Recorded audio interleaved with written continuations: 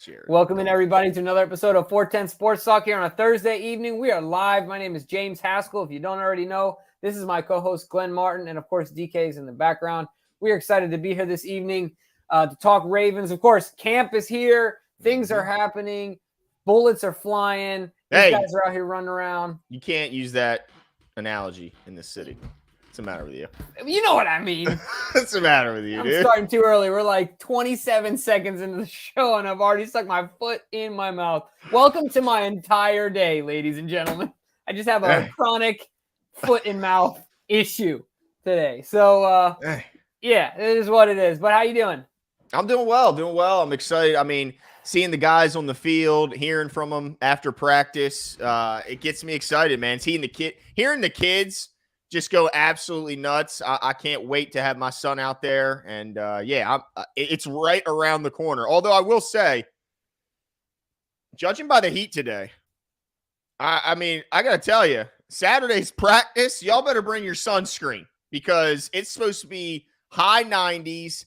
It's not in the evening like it's been all these years. They've now moved it to the afternoon. So, man, got to be ready.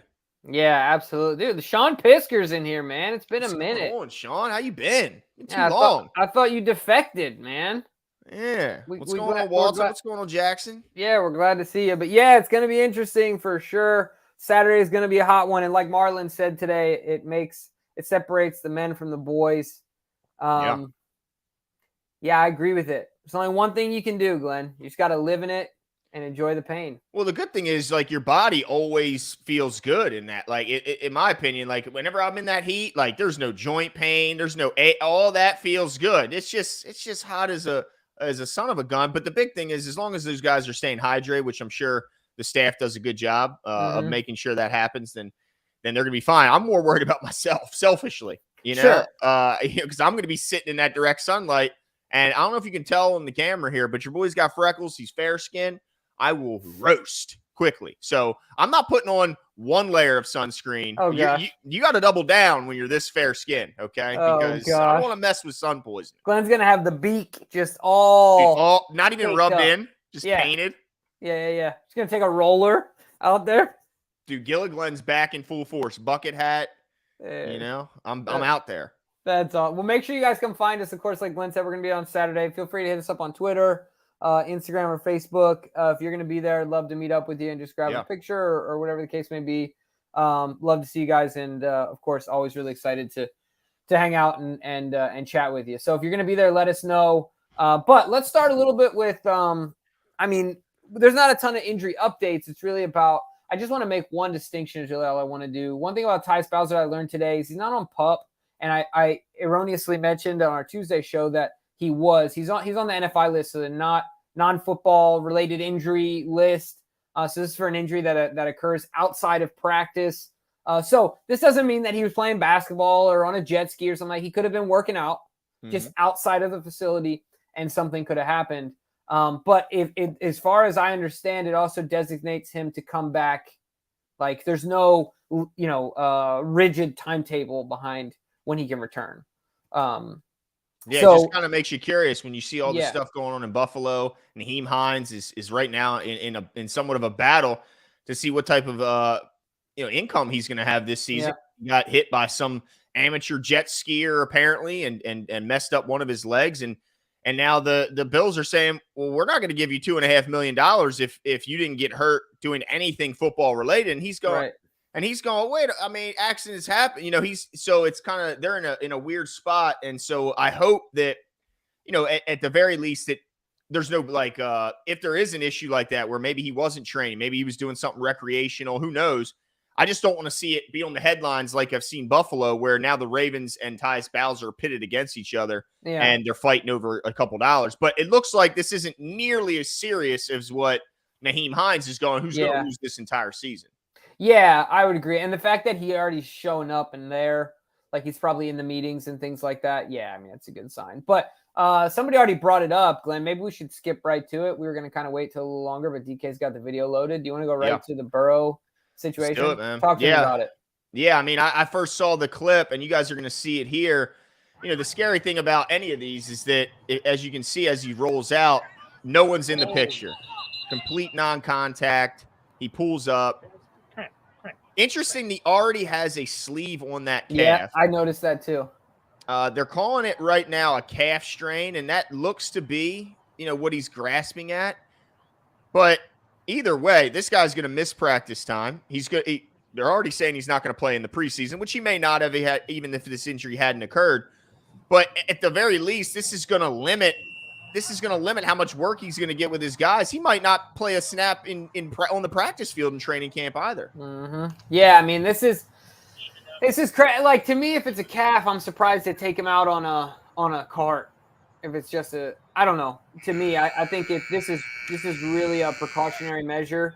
And anytime you hear calf, of course, you immediately think of the Achilles because, of the proximity there. And so I'm no doctor, but certainly being around watching sports enough, that, they like to disguise an Achilles strain as a calf. Remember how long Jimmy Smith was dealing with a calf until I think it was like the second or last game of the season or whatever that was when I finally went.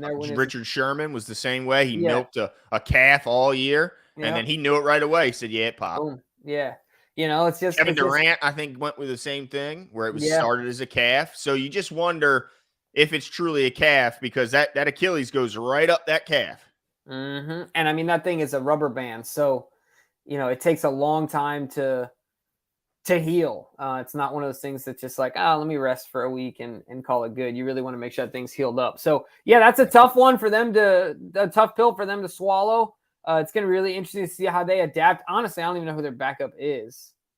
Well, it's just like, Tom Moore said, it doesn't really matter who anybody's backup is unless it's only for a game or two. Because if it's a long period of time, you're screwed. I mean, it's just how it is in the NFL. If you don't have a quarterback, which I know makes DK absolutely crazy about today's NFL, that if you don't have a quarterback, you don't have a shot. And so, I mean, I know DK says, what about all those season ticket holders? Yeah, I mean, imagine buying season tickets. It's just like those people, when Messi announced he's going to Milan or Miami. Everyone rushes out. The ticket prices hike. Well, what if in that first game that, something happened to Messi, all that money everybody just kicked in is now, down the drain. So yeah, injuries are tough, but I think he'll ultimately be out there, but it's no doubt that the Ravens are going to be benefited in their week 2 matchup at the very least, because there's going to be some rust. You're not worried about Trevor Siemian? Oh my goodness. No, I tell you what though, he's not the worst backup. No, he's not. At least he's got some experience. Yeah, you're right. They tried to roll with him in Denver for a while, and tried to prop him up. That didn't work out super well. But I agree with you, Glenn. I mean, week 2 is going to be much more favorable. Ultimately, though, to DK's pleasure, it is still an NFL team, right? Like, this is still a team that will have to play and take seriously. They just extended Hendrickson today. Which I'm happy about because I'm excited to see Ronnie Stanley fully healthy, get the best of that guy. Oh, yeah. And I know Ronnie's chomping at the bit because he's talked a lot of smack to Ronnie in his days. So Sean Pisker says, sorry, it had been so long since I was here. No worries, man. Physical therapy on the knee. Hope that's going well. And going back to work has been crazy. So excited for the season. Yeah, man. No, we realize everyone's super busy and appreciate anybody that's willing to spend a minute with us and hang out with us. So we're super grateful for it. Thank you, Sean. We're excited for the season as well. Cannot wait, man. The city is abuzz. Oh, it absolutely is. I mean, it's as hot as it is. That's how high the excitement level is. I think it's definitely pushing 100. But also make a quick note as who's practicing, who's not. Yeah. Really not a big change. The only real change is that now Mekhi Polk, who's recently claimed by the Ravens, is at practice and participating. Cool. He was not yesterday, but still Rashad Bateman, or still no Rashad Bateman, no J.K. Dobbins, no Pat Ricard, and we just spoke of Tyus Bowser. So not a big change, but I heard John call when he was asked about the JK absence, and he called it a complicated situation. Yeah, he said, I wish it were that simple. If they asked if it was related, 100% related to if it was related to the knee, I wish it were that simple. It's pretty clear what's going on here. He's in every meeting. Yeah. But it looks like those reports of him possibly doing a hold-in looking pretty accurate right now, Jimbo, because I don't think it's knee related. I think it's strictly contract. Yeah, he is not pulling a Saquon Barkley as of now, and putting the old strike sign down and walking across the picket line, and joining the crew. Now, right now, it doesn't seem like it. We've talked about this a lot. I don't know what cards JK has to play. Yeah, exactly. That's his problem. I don't see what they are. I think even the running backs with cards aren't getting favorable hand. Right. You know what I mean? Saquon Barkley was the tip of the spear. He was their whole offense. Yeah. So, yeah. I mean, the Ravens are going to be. I love JK, but the Ravens will be fine without JK Dobbins. Well, the Giants would be in my opinion, would be a much different football team in their makeup if it weren't for Saquon Barkley. So different scenarios. And so if Barkley walks across the line, kind of kills your whole argument. Yeah, and also, by the way, it doesn't hurt the Ravens that that Gus Edwards was completely healthy and had a full go on day one of practice. Yeah, absolutely. James Lee Wiley says, I hope Burrow's all right. We want to beat a fully healthy Bengal team. Absolutely, because I don't want any built-in excuses. Yeah, that's right. I don't want to hear, well, he was this, he was that. No, because the Bengals didn't feel sorry for the Ravens when Tyler Huntley was at quarterback. Yeah, so I didn't hear any of that. No, I want to beat them. I want to beat them full strength. That way, there's no what ifs and coulda shouldas. Absolutely, I'm with you there. The other thing I want to talk about too is a couple other things in the presser. John talked about JK, but it was cool to see John. In the past few days, John talked about Odell. So I want to talk a little bit about Odell. He said he's looking really good. I think a presser mentioned it, but Odell, I think this is the biggest I've ever seen him, like from a strength perspective. He looks substantially larger than he has in the past. And he looks good, man. There's been some clips out there. I saw Cordell retweeted a slow-mo of a pass from Lamar to Odell and said the slow-mo kind of does it injustice. It looked so nice in person, or not in person, in full speed. So, man, I feel like people are all over the place when it comes to expectations for Odell. Have your expectations for him from the day we signed him to today, have they changed at all for you now that, we've seen this progression? He started to integrate himself more into this offense and things. Have your expectations for what this season will look like for him changed? They have, and it could just be because I'm such a big fan, but I also, everything we're seeing, it looks like he's in fantastic shape. His mindset seems to be that he wants to have a fantastic season. He wants to, earn hopefully a long-term contract next season, whether that's here or elsewhere. And the only way you do that is if you perform on the field, you show you can stay healthy.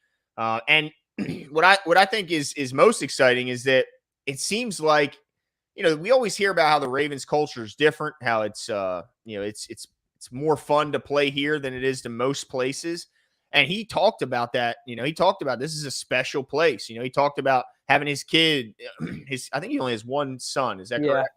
Having his son there with him, having other family members there with him, and how it's just a different feeling in this place. So I'm hopeful that he turns a big season into a contract extension here and not elsewhere. But either way, I think he's primed for a big, big season. He talked about the comfortability that he sees Todd Monken has as opposed to when he saw him last in Cleveland.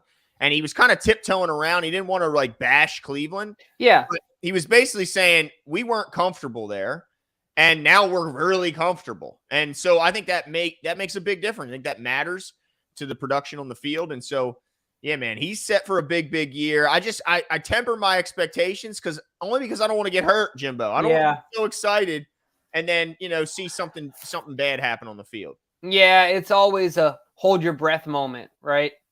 And I think it will continue to be that way because, he got injured in the big dance, in the last game of the possible game that you can play. And so, but I'm willing to take that risk, Glenn. Willing to risk my heart and just go all in. Go all in. I'm not I'm a hot or cold type of guy. So look, let's just put all the cards in. It's better to have loved and lost than to have not loved at all. That's right. Try it. Remember, that's what Tommy Lee, he looks at Wilson, he goes, try it. And he walks away. Dude, really it ain't easy to lose. Really quick side note. I don't know if you've ever seen the show Mike and Molly. His sidekick, Carl, is his partner. Mm-hmm. The waiter at the restaurant always makes fun of him because he like is really needy and gets really attached to girls, so like calls them a lot. And he's like, it's better to have been blocked than to have not called at all. That's right. That's right. That's it. That's crazy. But ultimately, I'm excited that Odell just seems happy and at peace, and he seems to have like followed his heart here. Yep. All those things make a big difference. He's like you said, he seems to be enjoying the culture. It's funny because we have said things, I think it's fair to say, Glenn, there have been moments where we're like, yeah, we don't want that on our team, because at that point in life, I think he was a different person than who he is now. Yeah. We all grow, change, adapt, and have different life stages. Man, I think it's just a perfect marriage at this point. I think, you know, with the clout of Lamar Jackson, it gives Odell room to be him. And even though he's a huge star, like from a social media standpoint and things like that, I still believe that Lamar Jackson is the biggest star on the team. And that allows Odell to just kind of flourish as him and not have the sole spotlight on him. You know what I mean?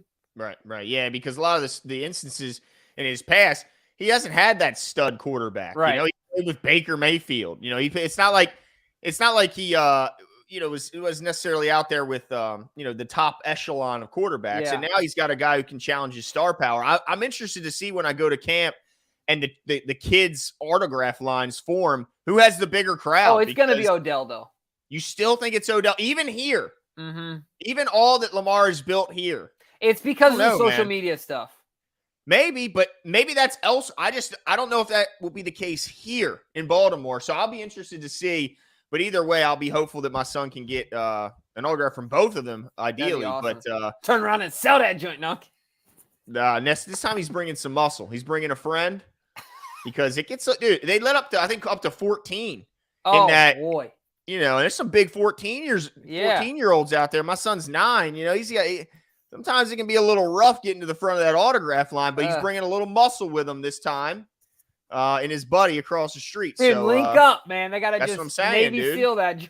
And he's tough, bro. So hopefully they can kind of get right to the front, because it isn't easy with those guys. But yeah, I mean, I think that, like you said, the stars are aligned. Yeah. Both the franchise and the player are just kind of hitting together at the right time. Sean says, side note, super pumped about Zay. I really think Zay has the potential to be our best drafted receiver. Love the dude's energy and work ethic. You know, I was telling them before the show, he's got to be my favorite Raven. I mean, he's already skyrocketing. Dude, you know what? It kind of reminds me of when I had, when I was younger, I had an STI, Subaru STI. If anyone's unfamiliar, it's a way too fast car to be on the road. Yeah. And I always said the reason I got a couple speeding tickets, and I always said that car wanted to go fast. It was harder to drive it slow than it was to drive it fast. It's not comfortable. It doesn't feel right. None of it. It wants to go. And when I watch Zay, he wants to smile like that car wants to go. He's trying to hold back his smile. When reporters are asking him questions, he's trying to hold it back because he just loves ball. He loves being there so much. He can't wipe the smile off his face. It is so, I mean, he's so fun to watch. He loves the grind of it. He's not a guy who's getting, oh man, he said, now this shocked me, Jimbo. Did you hear today? He said that when asked about the difference in practice from college to pro, he said it felt a little easier here, a little shorter, he said. Which was surprising to hear. But look, everyone's described him as being feels more of a 3-year player than a rookie. Yeah. And man, I'm starting to buy into these reports that are saying that it don't matter who's on the field with him. He's the best receiver on the field. Oh, man. Go ahead, Jimbo. Oh, you're making me feel Let's do it. What I said pregame. Do it now. Look, all I got to say is Q, where you at, dude? Yeah. Where you at, Kadri? Is all I got to say, my man. I mean, look, the reports are coming out. And shout out to Kadri because he's also seems to be right so far about Charlie Kohler. I don't know about Mark. Don't back down now. But ultimately, foot on the gas. You laughed me off the stage at our live event, and things are looking really good right now. So make sure you keep them receipts, is all I'm saying. Because I know Jimmy will. That's right. Absolutely. It's all about the look, from day one, I've been a day one ride or die with Zay Flowers. I'm trying to steal your favorite player. That's right. That's right, man. No, I'm with you though, man. I appreciate the reminder, DK. It's very nice of you. Yeah. But ultimately, what I was gonna say though is it's cool. I hope that it doesn't turn into some sort of pressure for him though. I don't think it will. And even if it is a little pressure, like how do you once you get the ball in your hands, you're just gonna do what you do anyway. Like, you know what I mean? Mm-hmm. So it really comes down to a few things. He's got to keep working hard, got to keep his head down, got to stay healthy, and Monken's got to put him in the right situations. But I really think it's cool that what did he call himself? I know the joystick was the nickname, but he said something else that referenced the fact that he can play inside and outside. And he keeps bringing that up, and I think it's really important because a lot of people, and I know I made this mistake. Shout out to Craig. If you guys remember Hands Picked, he rightly corrected me in that I think it was something like 60 or 70% of maybe 75%. Right, were on the outside. Yep. And this is an outside kid. Like, you know, even though he's a smaller frame, he knows how to go up and get it. He knows how to high point a ball, knows how to use his body, trajectory, and things like that, track a ball. So it's exciting, man. I think he's going to take off. And I think Lamar likes playing with players of this skill set. From South Florida? Yeah, well, yeah, but it's about the quick release, get him the ball in space. Backyard looking type stuff. Yeah. Because he knows what's going to happen. He already knows. Look, if Lamar breaks and rolls left, rolls right, if Zay breaks off his route, there's nobody on this earth that's going to keep up with him. He's just going to get open. Like, so I think that's going to be exciting, and I'm looking forward to it. But yeah, man, I'm hyped about Zay. I don't even know what else to say other than the fact that I'm stoked. Can't wait. Yeah. I think this could, like you said, who was it that mentioned he could be our best drafted receiver, and it probably wouldn't. They probably wouldn't take all that much to get there. Probably like 3 or 4 good seasons to accomplish that goal. But I think he's in for a big season, now, no doubt about it. Being disrespected, everyone seems to be forgetting about Bateman. Well, how can you remember the guy when you never see him? Yeah. I mean, look, we were hype about him. We talked about when he's on the field. That's why I'm like, I'm not calling him Brashad Perryman, because Brashad Perryman never showed the glimpses and the flashes that we've seen from Bateman. Bateman has shown, in my opinion, that he could be a number one, but he's just, and I feel bad for him because it's not like I'm like, I dislike. I know he's like wants to be out there. It's not like he's loafing. Right. He hasn't been healthy for any bit of stretch. He can't even train for training camp without having a setback, much less get through a whole training camp or a tough NFL schedule. I just hope that it's not one of these things where we're not going to see the true Bateman until he moves on. Oh yeah, man. That's even a bummer to think about, because I do really think where other players in the past, I've questioned like their passion, like how much they want to get out there and things like that. And maybe that's wrong for me to do. Like, I've never been a professional athlete myself, but I feel like that comes a lot into play. But I feel like it's all there for Bateman. Like, I think he's really tried hard. He's really got the passion. He really wants to be out there. He loves football. I think all those things are more apparent than they have been in the past with some other guys. And so that makes it even more of a bummer, right? So I hope it works out for him. But I wonder if this doesn't work out, they will, based on bad juju, they'll stay away from Rashad, any sort of shod. You know what I mean? Like, they just like stay away from all of it because they're like, nah, man, we're good. We'll pass on this one. Yeah, that would be something. Like, what's his first name again? Like, cross him off the big board. I don't care what he's done. SHOD or SHAD in the last word of their name. Cross him off. Cross him off. I don't know what it is. Yeah, man. But overall, I'm just excited about the offense. One thing I want to bring up that I think is hilarious that Glenn brought up, I think last show, or maybe have a couple times, is that it seems like whether it's Lamar, whether it's OBJ, not necessarily OBJ, but whether it's Lamar or any other offensive player that's been here for a while, Mark, they really can't help themselves when expressing their joy and discontentedness towards the previous offense. Every time they open their mouth, it just like falls out. Like, they can't help it. They can't help themselves, right? Mm-hmm. Like, you heard Lamar today. Yeah, like, he can't help it. Yeah, they try, but they just can't. But I tell you what, though, it does make me nervous. Like, you gotta cash some checks now. No, that's true. That's true. You can't be running your mouth because then you know what's going to be happening. We're gonna get a meme of Greg Roman with his feet up on a desk and a big cigar hanging out of his mouth. That's right. That's what we're gonna get. Like, yeah, I thought I was the problem. This is gonna be the meme right there across. So yeah, they got to back things up. But I mean, everything we're seeing, it kind of reminds me. Like, I think they're gonna be so confident. It reminds me of have you seen the documentary? If you haven't, by the way, Free Solo. It's on Disney. Oh, dude, you got to watch it. Is this the climber? Yes. See, that gives me the heebie-jeebies, man. Well, look, no one's more afraid of heights, and I got through it, and I've watched it. Dude, I probably watched it 50 times. It's so amazing, but there's a part in it where he tries. That's the guy that's dead now, right? That recently died. No, he's not dead. Okay, but he talks about having to be so to get so good at something that the pressure doesn't matter, the eyes on you doesn't matter, because you're so confident in how good you are at it. You go, watch this, and you just do it. And I think that's how these guys are going to be. I think no matter the pressure, they're going to be so confident in the guys around. At least that's the way they seem. Like, they seem so confident in not only themselves but their teammates and the coaches that I don't think the pressure is going to matter, because they're just going to watch us ball. Right. Well, I hope so, man. I absolutely hope you're right. Jeez Whiz, I'm looking forward. I just can't wait to get a fresh offense out there and see what we can do with it. Just like, dude, I tell you who got me the most excited. We talked about this already, but who was that? James, geez whiz. He's on Speak. He's talking about it last week. He was talking with Todd Monken. He was like, they're going to spread it out 4 wide. Oh, yeah. Around. Who was that?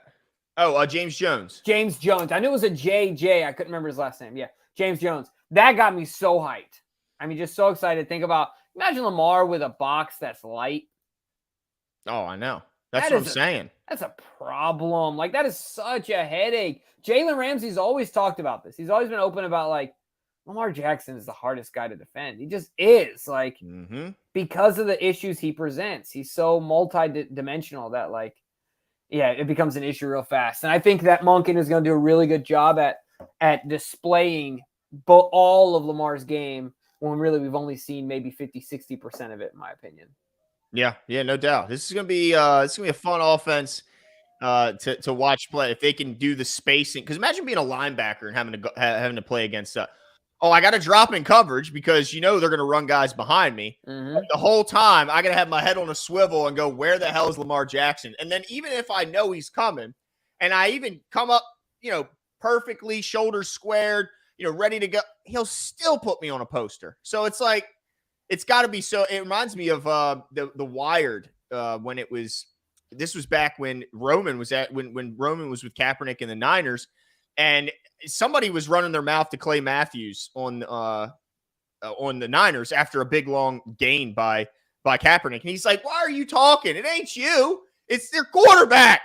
It ain't none of y'all. It's that guy driving us crazy. Why are you talking?" And that's how I think people feel about Lamar. Like, it's like, no matter if you do everything right, he can still beat you. And so, let's see what happens in a more wide open offense than the compact, offense he's already been in lanes, in before. But let me ask you this: we talking a lot of offense. Yeah. Apparently, defense won the day today. Marcus Williams played his ass off. Apparently, Kyle Hamilton had an interception.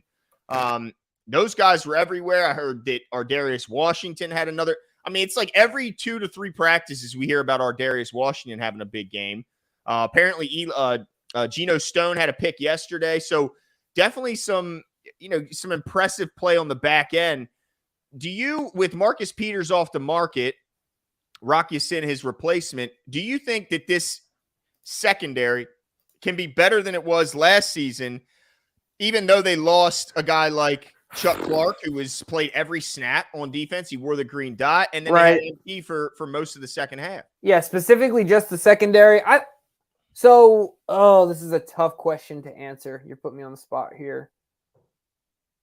I'm going to optimistically say yes. I'm going to say that if Kyle Hamilton can, Marcus Williams is going to be healthy for we'll say, we'll hope that he's healthy for the entire season. That would be a huge bump, right? Yeah. And then Kyle Hamilton continues to develop as a player, even though, Chuck there's things they do differently, right? And things that they offer that are different. And so Kyle, I think, obviously has a higher ceiling. And so if he can step into that role that we're expecting him to, then that's huge. But if you look on the outside, losing Marcus Peters is tough. I've said it before, Glenn. It's funny. I was thinking about this the other day while I was running. I have, maybe to other people, a scary amount of confidence in the jump Brandon Stephens is going to make. Maybe this is real shaky limb, but like, I just feel good about the kid, man. And so I've always said the same thing, but he just hangs in there. And I think he's going to continue to improve his technique, to improve his timing, to know when to be physical, to when not to. I think that there is a chance and a solid likelihood that they can be better. Rocky Sin is a guy I haven't even mentioned, but he's still young, he's big, he's physical, he's got gifts. And then obviously, like you said, with our Darius Washington, that could be exciting as well. But ultimately, what I was trying to say though is that I think that the X factor here, as far as what we expect and what could be the outcome, I think Brandon Stephens has a range there that's large, and I think he can really make some waves for the improvement of the secondary this year.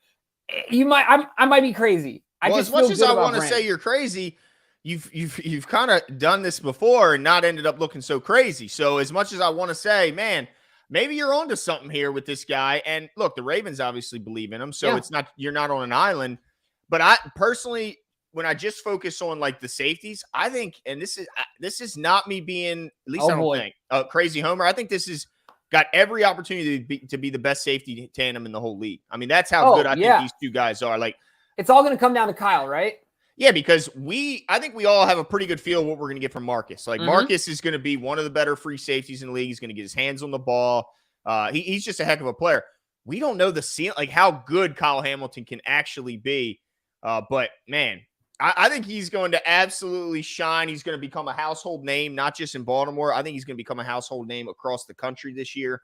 So watch out for him. And to all those in the chat, by the way, they're still trying to get rid of PQ.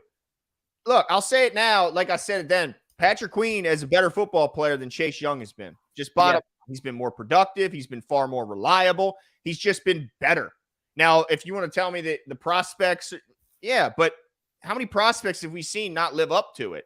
Yeah. Patrick Queen is something you can count on will happen. He will be there for every game. He will make an impact.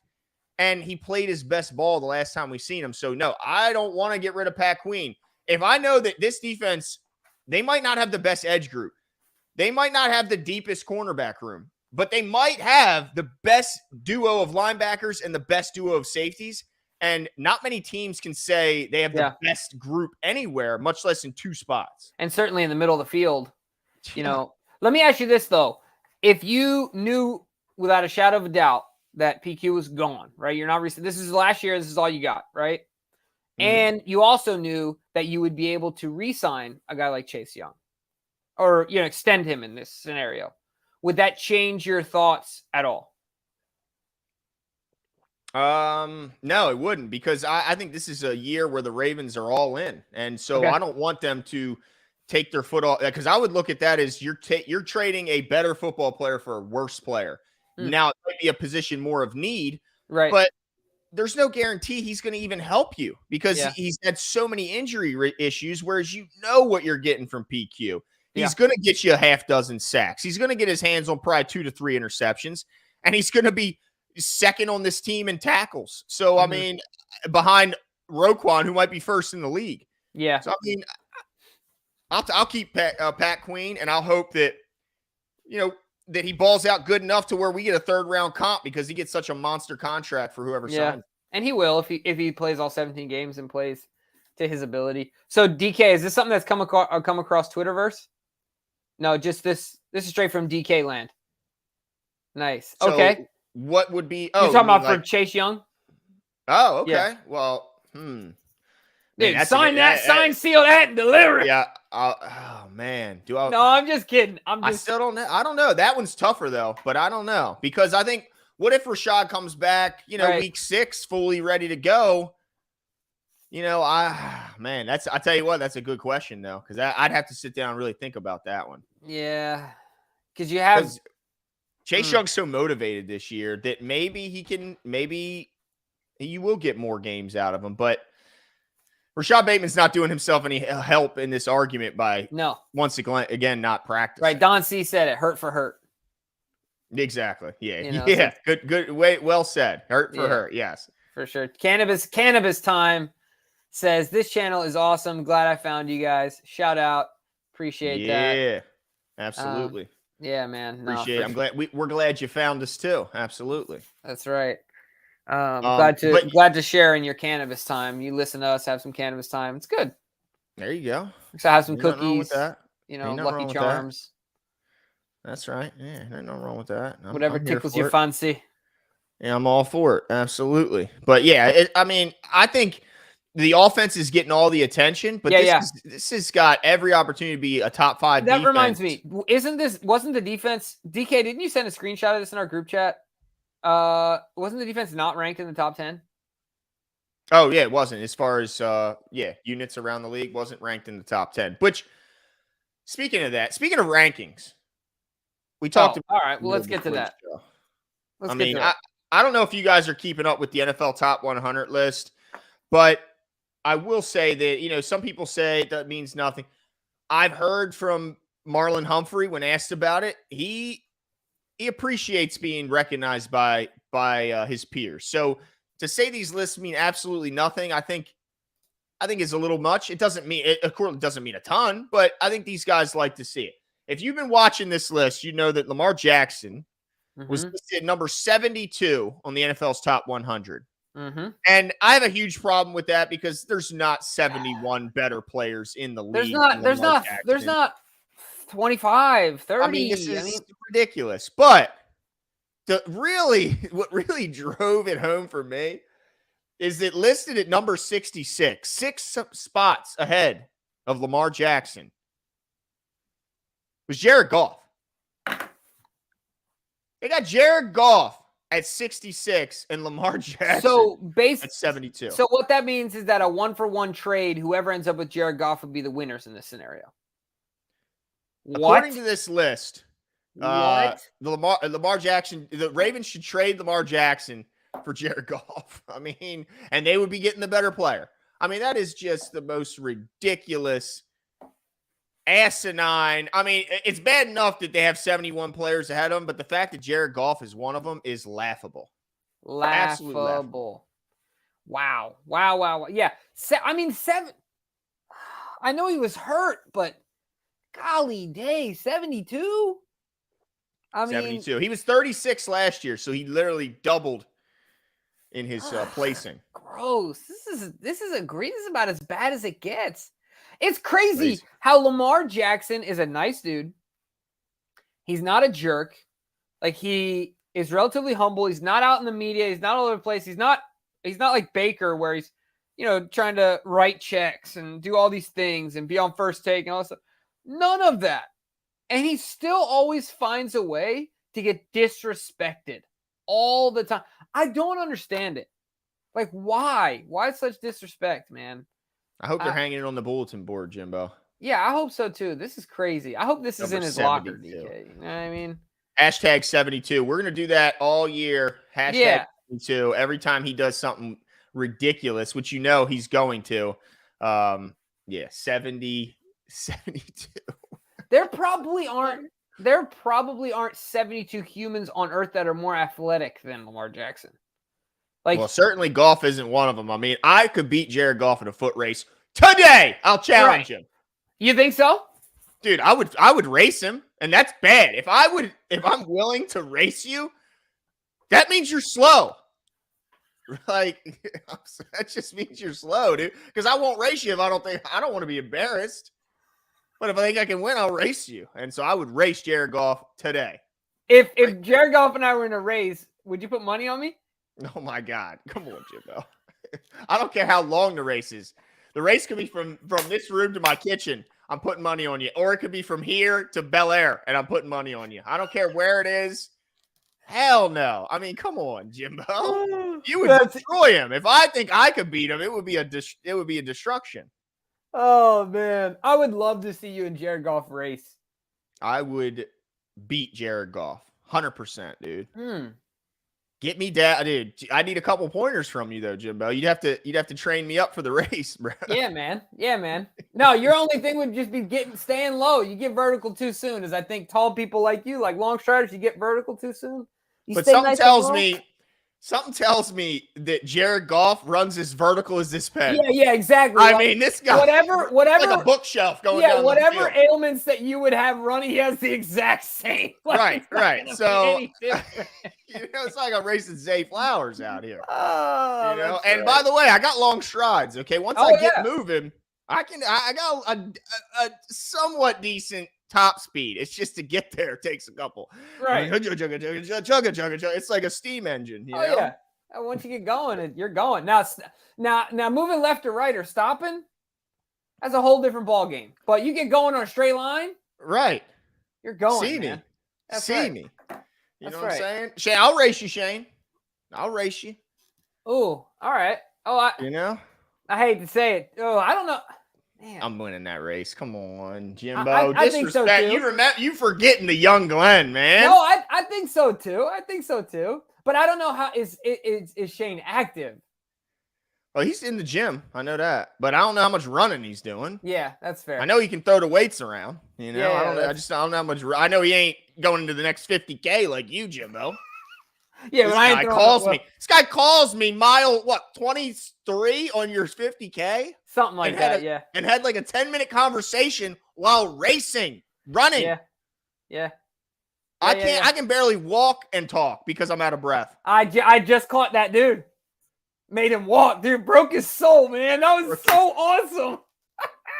That's crazy. That was great, dude. I hunted him down like a antelope for 18 miles.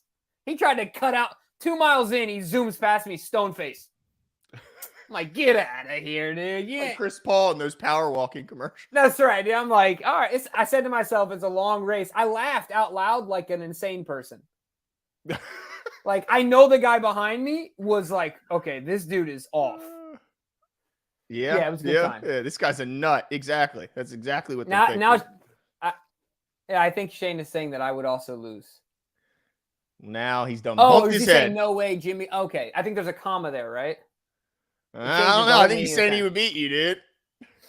I can send him the video 19 miles an hour with my phone in my hand. I love how my son motivated you to run faster. Oh my gosh, that was Anyway, this is crazy. Yeah, but let me get into a couple other highlights. Yeah, let's do it. Practice. I'm getting uncomfortable here. Like I mentioned, the defense kind of won the day, specifically in red zone. Apparently, the Ravens' offense was 1 of 9. The combined quarterbacks went 1 of 9 on attempts. The only completion was a Lamar Jackson touchdown pass in the red zone. So. I mean, the only thing that makes me worry when I see this kind of stuff is just like, will we see some growing pains early on in the season? I mean, this is very early. It's day 2, so I'm not going crazy, but I'm just saying it's a new offense. Mm-hmm.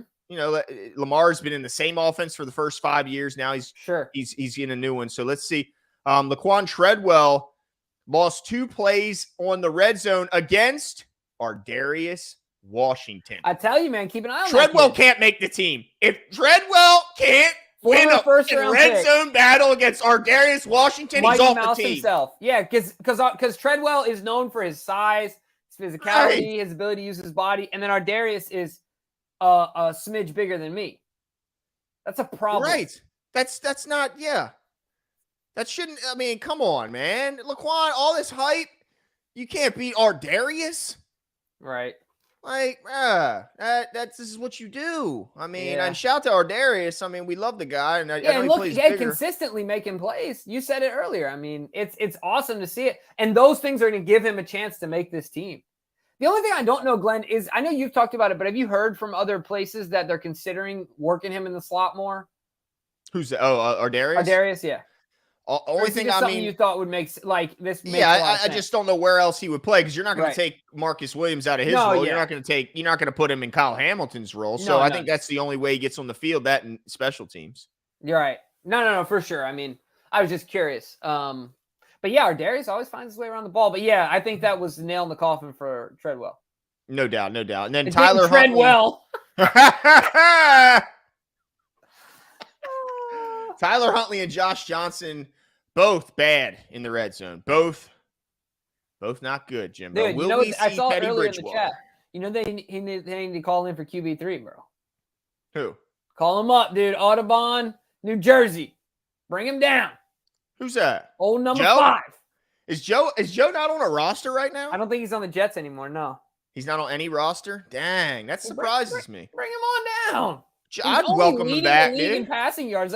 If the Jets would have played him all year as a starter, they would have made the playoffs. I firmly believe that. It's a good chance. But I think we all know if he came here, he'd be firmly a backup. Firmly. But would you rather have Joe as your number 2 or Tyler? Joe. Well, then there you go. Why not call him? Like Super Bowl MVP, baby. Yeah, I think they wouldn't do it though. Maybe because he cast. Because then, as soon as Lamar has a bad throw, the knuckleheads in the stadium are going, "Bring in Flacco!" Right, yeah. You get a couple cervezas in you get a little crazy. But also, Tyler Huntley did have a nice 45-yard touchdown pass to Charlie Kohler, and apparently Isaiah Likely made a few plays throughout the day. So, I love anytime I see these guys making plays because we know what Mark is going to bring, and if they can become that multiple and that you don't know which tight end is going to be the star on that play. Right. Woo, it's going to be a long. Are we talking enough about the potential of this tight end room? I mean, they can really do some damage this year. You talked about it with the versatility. Each guy brings a bit of something different, has their own flavor. And you talked about having the best safety duo, having the best middle linebacker duo. I think it's fair to say we could potentially, end of season, have the deepest, best wide receiver or tight end room. Because from top to bottom, if Kohler really takes a step forward, if Likely takes a step forward, these guys are other guys that if an all-pro wasn't in front of them, would probably be tight end 1 on a lot of teams, right? So, that's what we're expecting from them, the type of step forward. And if that's the case, that is a deep tight end room, which is really exciting to think about. Yeah, especially when we know that Todd Monken knows how to use tight ends. I mean, This isn't a guy who even though they're some of the best players, doesn't know how to get them on the field. This is a guy who certainly in his past has shown that he can use tight ends as the focal point in his offense, not just, a side dish. They can be the main course. So, let's see what these guys got. No surprise here. Justin Tucker ended practice with an absolute bomb of a field goal. I don't even know if that's noteworthy because that's just what he does. Yeah. It's like saying that oxygen was breathed in during practice, of course. But this is a little interesting. James Prochet. Oh, don't even, Glenn. He made a nice play in traffic. Yeah, look, Jimbo. Don't you dare. I read that too, and I was like, there's no way I'm saying this. I'm not doing it. Golly day. Man, he's balling, bruh. Of course he is. It's practice. Yeah, of course he is, man. Jeez and whiz. Freaking. Yeah, no. Means nothing to me. Does that mean anything to you? No, absolutely nothing. Absolutely. It's a bigger concern that I haven't heard anything about Tylan Wallace. Well, concern for Tylan Wallace. That's what I mean, right? That's. I'm not going to lose any sleep if either one of these guys aren't on the team anymore. Not to say they're not good people, and I wish them success, but I just don't know how either one of them. I mean, maybe one slide, but definitely not two of them. And if they'll find their way on the practice squad, I'm sure. You got to have a lot of receivers. And then finally, this is kind of interesting. Keaton Mitchell had a couple of nice receptions and some good runs today, which, look, there's no doubt that Mitchell is capitalized or should be thinking, I got to capitalize on the absence of JK, even though he's healthy.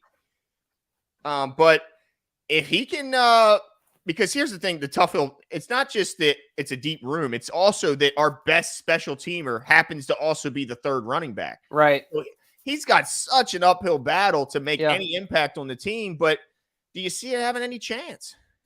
Well, look, I mean, I don't know about the active roster. I see very little chance, especially with Melvin Gordon being here now too. But if the kid can make the practice squad, as well as I do, that's how Gus got his start, right? There were some injuries. And then all of a sudden, Lamar hits the scene, Gus hits the scene, and now Gus Edwards is a household name, right? So you make the practice squad, you show out in preseason, you hang in there, you keep, you stay healthy and you stay ready, right? Mm-hmm. Stay ready and never have to get ready, baby. they say James Conner single-handedly destroyed the running back market when Le'Veon Bell whined his way out of Pittsburgh and did all that. And they ended up having to go with James Conner. And he had that monster season. They're saying you can mark that was the moment that the running back market absolutely plummeted, because they said, man, you can replace Le'Veon Bell and all that he did with some guy, like just a guy. Right. It wasn't even like a top pick. Damn. And then it seems like, so yeah. Man. It's all about the guys you got in front of you, because that back then, if you remember that Steelers offensive line had a run for a while. Oh, dude, he was everything. Like, remember he was a slot receiver who couldn't be guarded. Right. He was the patience he shown to let the blocks ahead of him just form. Yeah. I mean, he was amazing. And then James Conner came in and had a monster season right after. Right, because if you got the big guys in front of you winning all their matchups, well, then that makes your life a heck of a lot easier, right? Ultimately, that's just how it goes. So, I mean, we've known this forever, but like Saquon Barkley, he's got a bad offensive line. He's not going to be Saquon Barkley, period. Not in the NFL, maybe in college. Yeah. But not in the NFL, you know? So yeah, you're right. I mean, that was death to the running back market, man. Yeah. So you got to, as much as JK, and I'm sure the teammates are missing JK, I bet Keaton Mitchell ain't mad at all. No, low key. I mean, he's probably learning it all, talking to him and then taking it out to the field and glad to get the reps. It's like Don C said, man, this is going to be a tough. I mean, it's always tough to get down to 53, but this year is going to be really tough. Yeah, and it is nice, of course. We've talked about this before. It's been a few years now. They have the larger roster it's a bit expanded now, and it has been for a few years now. I think, since the COVID season, they have more guys on the practice squad, and that became a permanent thing, right? I'm not going crazy. Yeah, the practice squad. Yep. Yeah, it's a bit larger than it has been in the more distant past at this point. So that's nice, but you also got to strategize. Who can you get to the practice squad? Who's going to get picked up? Things like that. So it's going to be really interesting to see. Eric gets as creative as all the guys out there with making proper roster moves. We always see like a vet get cut and then re-signed, or like there's always a weird. Oh, it's going to be there's going to be some weird moves. Yeah, for sure. And there always are. But yeah, buckle up. Join us on Saturday. We'll bring the bucket, the Home Depot bucket with the paint roller. Sunscreen it up. Sunscreen, just walk. SPF 9000. Just close your eyes, hold your nose, and we'll just next. I'll be in that line about 3 times throughout Glenn's that just afternoon. doing laps. I'm just out. Right when I get in, I get right back in the end of the line. It's just you're already burnt somehow. It's bad, man. It's bad. Oh, that's awesome. Well, a quick question before we go. Yep. Do you think Gus Edwards could end up being this team's number 1 back and by far and away the most productive? You know who you're asking. Of course, yes. Yes. I think he could, dude. Yes, I think so. I mean, I think that's fair. I don't know what the resolution is with JK other than me getting back on the field. I don't know what it is, because they're not going to try. No team's going to give you anything of worth for JK. Like, at this point, it makes no sense to. No. So he's got to get out there. But yeah, I mean, with Gus getting the runway, getting used to the offense, getting acclimated, getting some time with Todd and things like that. Yeah, I could totally see it. Right. Absolutely. Yeah, man. I can't wait to see, because Gus is another guy who's taking advantage of every opportunity he's got. Sliver of an opportunity. So if you're telling me his opportunity is going to grow, I expect him to take advantage of that. And he's in a contract year, just like JK. Yep. So yeah, look out for him. But that's it for us tonight, guys. Like Jimmy said, hope to see you at the Saturday practice. Make sure you hydrate. Make sure you sunscreen. And yeah, man, excited to see it. I want to see how purple Odell's hair is, because he said it didn't take as good this time. So next time we see him, his hair will be more purple. So I expect to see him at that stadium. I want to spot him from the top deck. Like a highlighter with the cap off. Exactly. I want to be able to see him. I want to see some purple hair out there, yes, Odell. Sir. Are you going to match? No, I can't do that, dude. I got a job. You know what I mean? If I strap a wig on, I'll do it. But I can't dye the locks. You know what I'm saying? There you go. Well, it's all we got tonight, folks. Glad appreciate you guys hanging out with us, and we'll talk to you soon. See you.